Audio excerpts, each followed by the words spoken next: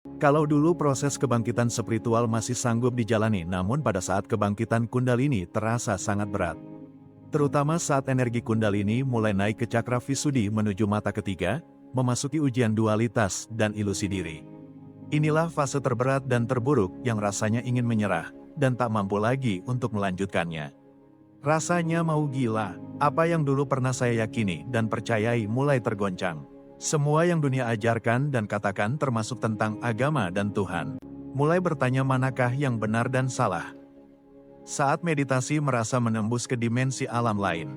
Melihat kehidupan alam lain yang saya sendiri pun tidak tahu kenapa bisa terjadi. Mulai melihat wujud makhluk spiritual, yang terkadang tiba-tiba saja hadir. Dan saya juga tidak tahu kenapa mereka bisa hadir. Mulai khawatir tersesat dalam pusaran ketidaktahuan akan semua yang sedang terjadi. Mulai melihat cahaya dan warna. Di tahap ini muncul ujian batin yang halus, antara kebenaran dan kesesatan, antara penglihatan spiritual dan ilusi kesadaran. Apa yang pernah diceritakan oleh dunia dan diyakini kebenarannya oleh orang kebanyakan. Sangat berbeda dengan yang saya alami. Cerita tentang alam gaib, makhluk yang disebut setan, jin, bahkan makhluk spiritual.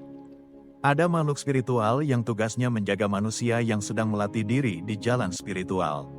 Namun dianggap sebagai ikon pesugihan yang sering diceritakan oleh khalayak umum. Batin terguncang tak mampu mengetahui kebenaran mana yang harus dipercayai.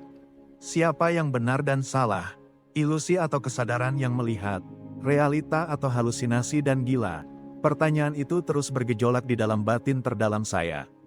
Tidak ada yang bisa diceritakan dan dibagikan kepada orang lain, karena ada kekhawatiran dianggap gila dan sedang halusinasi.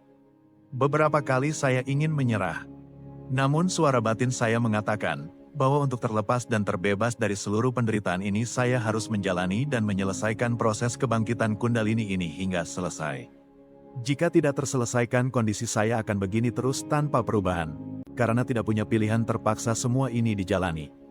Perlu waktu cukup panjang untuk bisa memahami dan melalui ujian dualitas dan ilusi ini.